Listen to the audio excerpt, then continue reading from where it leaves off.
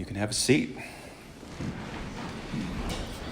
If you got your Bibles, which I hope you do, open up to Isaiah chapter 9. I'm going to look at the Old Testament reading from this morning.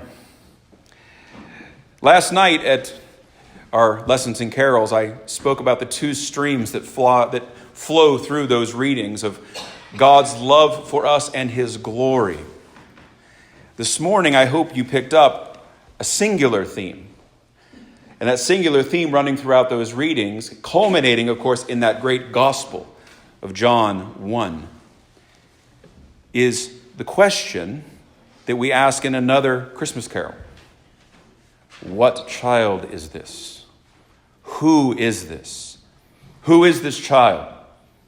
Who is this child that we make such a big deal about? What is the big deal?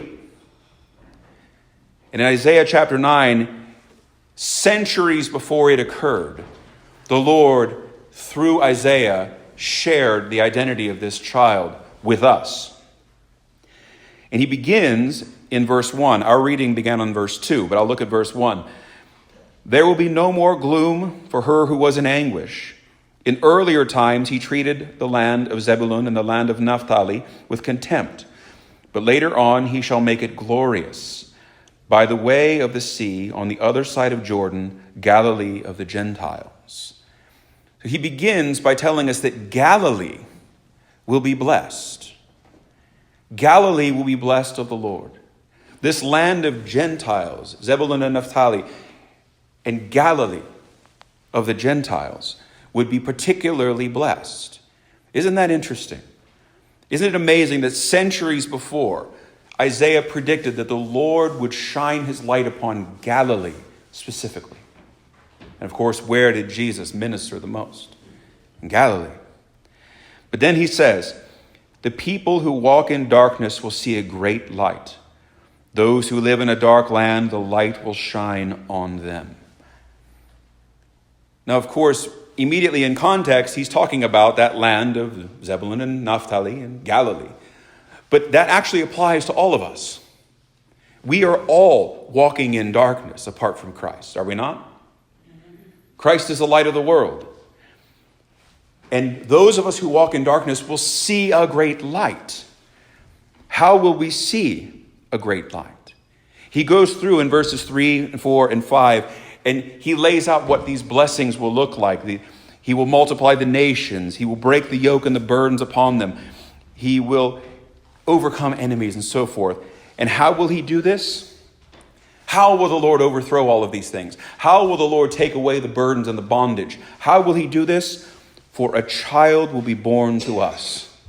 A son will be given to us. I love how in the translation I'm reading from here, the New American Standard, it gives it in future tense. We're used to hearing it in past tense. For unto us a child is given, or present tense, excuse me. But here, he will be born to us. A son will be given to us.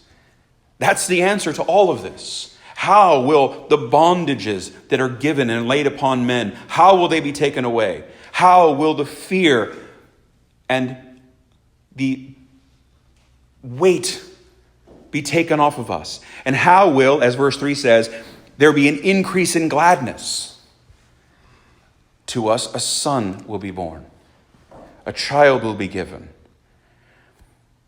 But what is the big deal about this child? How will that happen? And the answer, with the rest of verse 6, immediately the very next statement is why, if you want to make a connection with the world that we live in, with the secular world, and why the secular world and increasingly sort of the political, geopolitical sphere hates Christianity and hates Christ, here's the reason. A child will be given, a son will be given, and the government will rest on his shoulder. We wonder why Herod, when Christ was born and when the wise men came, freaked out as much as he did. Because this Jesus, this child that Isaiah prophesies, says that the government will rest upon his shoulders. He is a threat to those in power, or at least those who think they have it. But God gives this son, his son, into the world. and the government will rest upon his shoulders. And that's not simply a political thing. It is the government of the world and of the universe.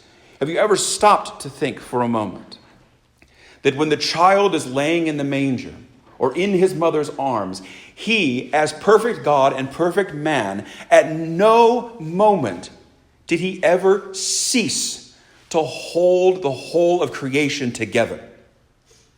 Wrap your mind around that for 1 minute. Think about that. When the child is cooing in his mother's arms, he is holding the earth's orbit around the sun. When the child is laying in the manger, he is directing the course of comets and asteroids hundreds of light years away from Earth. He is directing the heartbeat of every living person. The government of everything is upon the shoulders of this child given to us. He is the one for whom and by whom all things were made, as Paul tells us. The government will rest on his shoulders, and his name will be called. And these are some wonderful names, titles given to him. Wonderful Counselor. We live in a world and a culture nowadays where we're flooded with counselors. Are we not? Whether we want them or not. We're flooded with counselors, but Christ is the only one who is called the Wonderful Counselor. All of his counsel is wonderful and glorious and godly and gives life. He is the Wonderful Counselor. The next one, for your friends who may tell you that the Bible nowhere says that Christ claims divinity or that divinity is claimed of Christ, his name will be called Wonderful Counselor, Mighty God. That's pretty clear. This child in the manger is Mighty God. Eternal Father, one with the Father, Eternal Father. Prince of Peace. We've talked about that peace in recent weeks, but we're not talking about a peace that is a cessation of hostility or some kind of gooey, sentimental, inner emotional peace, but it is an abiding peace with God. If we look elsewhere in Isaiah, the suffering servant, we see how this peace is obtained, and we see where the manger leads. When Isaiah says that he was wounded for our transgressions, he was bruised for our iniquities, the chastisement which brought us peace was laid upon him. We understand what this peace is and how it was obtained. That over the manger looms the shadow of the cross. And without the cross, the incarnation makes no sense. And without the incarnation, the cross makes no sense. It all goes together. He brings us peace. And finally, there will be no end to the increase of his government or of peace.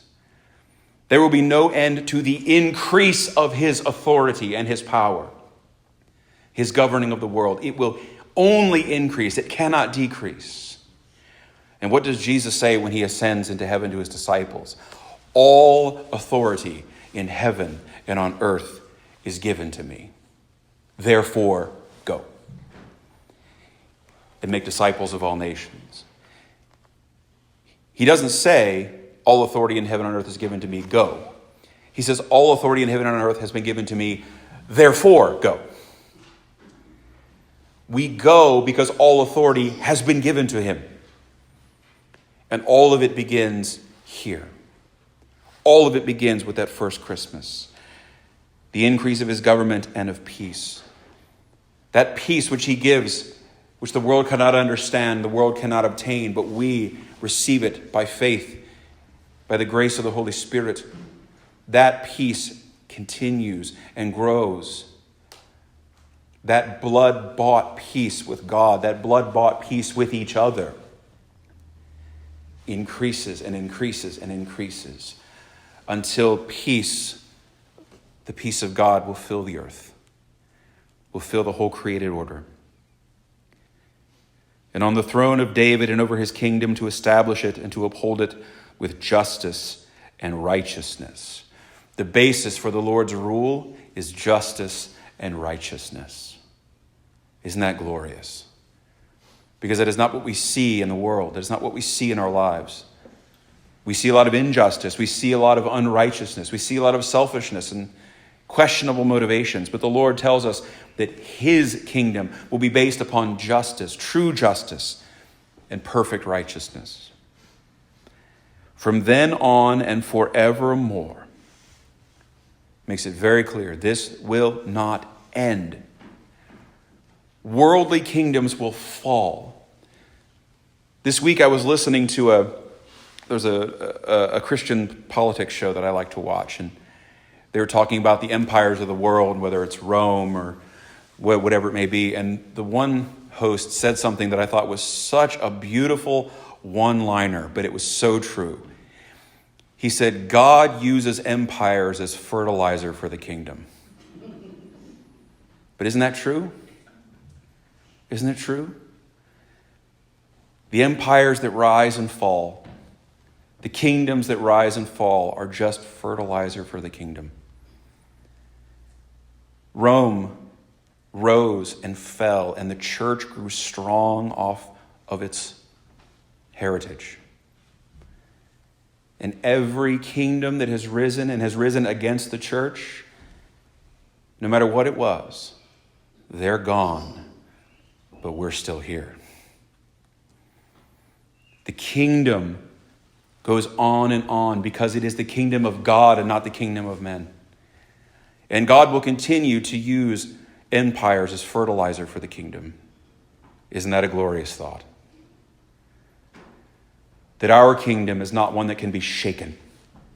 Our kingdom and our king who was born on this day is not a king that can be toppled off his throne, but one who will reign forever. I'm tempted to sing the Hallelujah chorus, but I'm going to refrain. But isn't it? And he shall reign forever and ever, right? Amen. And then the final phrase of this passage that we read this morning. How will this happen? How will this come about? The zeal of the Lord of hosts will accomplish this. Not me, not you, not a political agenda, not some document signed by whoever, not some battle or war. The zeal of Yahweh, his zeal will do this. His zeal will accomplish it.